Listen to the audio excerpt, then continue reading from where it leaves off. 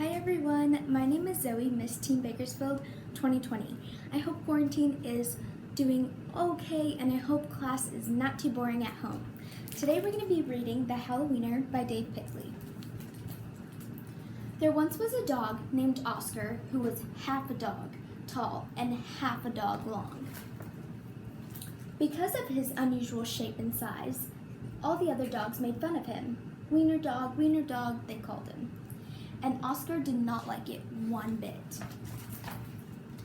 Oscar's mother was no help either. Every morning when the dogs walked off to obedience school, Oscar's mother stood in the front yard, waving and calling, "Farewell, my little Wiener sausage." "Happy Halloween, my little sausageling," said Oscar's mother. "I made you a costume to wear for trick-or-treats."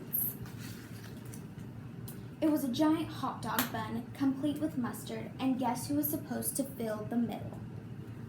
Oscar did not want to hurt his mother's feelings, so he decided to wear the silly costume. That night, all the dogs on the block gathered to show off their costumes. Everyone was looking quite scary. Then Oscar showed up, holding quite Frank.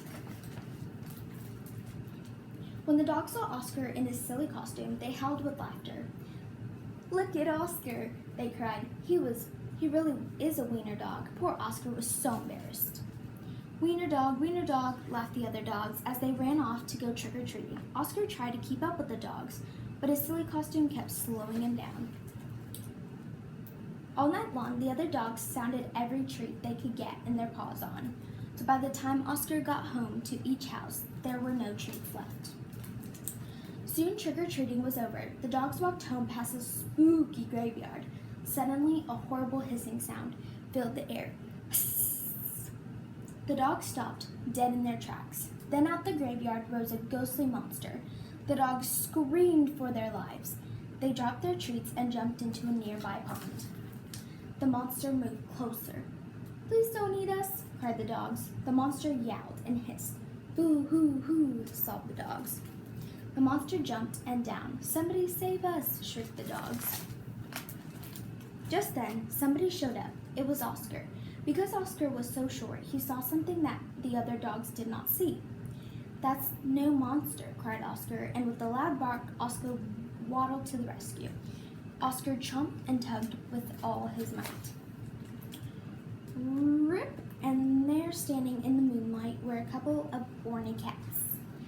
"Help!" cried the cats. "We're being attacked by a giant frankfurter," and they ran off screaming through the graveyard. The dogs in the pond had been the whole thing, and now it was their turn to be embarrassed.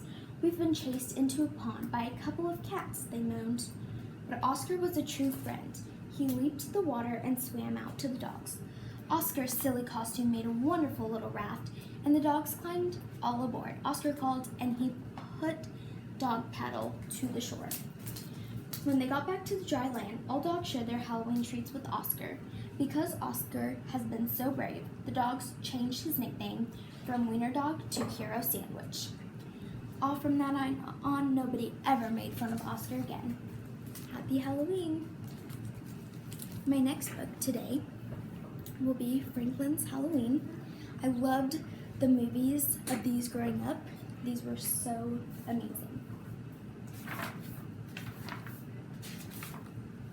Franklin could count by twos and tie his shoes. He knew the days of the week, the months of the year, and the holidays in every season. Today was October 31st. It was Halloween. Franklin could hardly wait for tonight's costume party. Everyone would be there. Franklin and his friends had talked about the party for weeks. There would be games, prizes, and even a parade. Best of all, there would be a haunted house.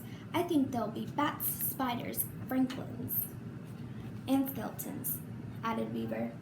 Rabbit shivered. "My sister says she saw a real ghost in there last year." "That's silly, Rabbit," said Beaver. "There are no real ghosts." All of Franklin's friends were excited because of the costume contest. Franklin wasn't sure what he was going to wear.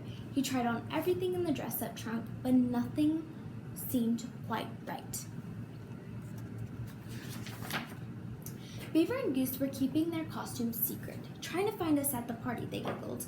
Fox was also mysterious about what he was going to be. "Look, For something gruesome, he said. That gave Franklin an idea. He would be something creepy.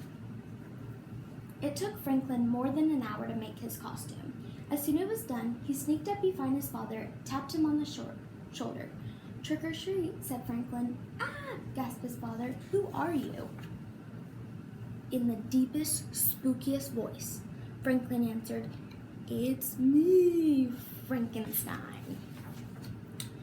On the way to town, Franklin tried to guess who was inside each costume. "At least I don't have to worry about finding Bear," said Franklin. "He's always a ghost." By the time Franklin and his parents arrived at the party he had started, Franklin spotted a ghost at the apple bobbing and hurried toward him. "Hello, Bear," Franklin said. "Ooh," answered the ghost.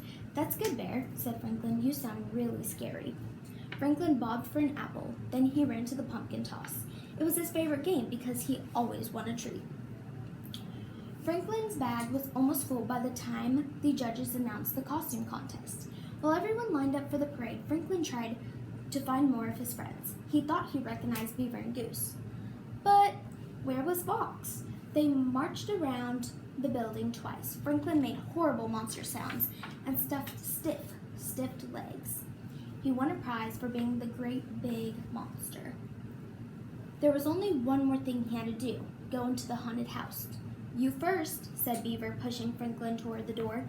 It creaked open. A skeleton rattled. Chains clanked. There were notes. Franklin stepped on something crunchy. Suddenly, a big, hairy hand reached out of the darkness. Franklin, heartbeat fast. But before he could scream, a light was flickered on. "Trick or treat," shouted Mr. Mole. Franklin looked around nervously. Then he laughed. The hairy hand was only Mr. Mole's mom. "Here's a treat for braving the haunted house," said Mr. Mole. "A ghost came before you. He got so scared he flew away." "But Bear can't fly," said Franklin. "It wasn't Bear," explained Mr. Mole. "Bear's homesick with a nasty cold." Franklin shuddered. If Bear wasn't the ghost, then who was? He ran back to his friends who were waiting in line for the haunted house. "Was it that scary?" asked Fox. "You look like you've seen a ghost." "Maybe I did," said Franklin. He told them what Mr. Mole had said. "You mean that Bear was never here?" asked Beaver. Franklin shook his head.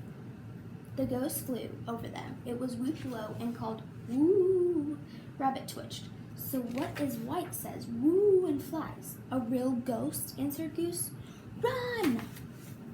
Franklin was about to fall when he saw a feather floating down. "Stop," he shouted. "I think I know who the ghost is." Franklin showed them the feather. "Look, it must be Mr. Owl." Even Rabbit giggled when he realized the trick their teacher had played.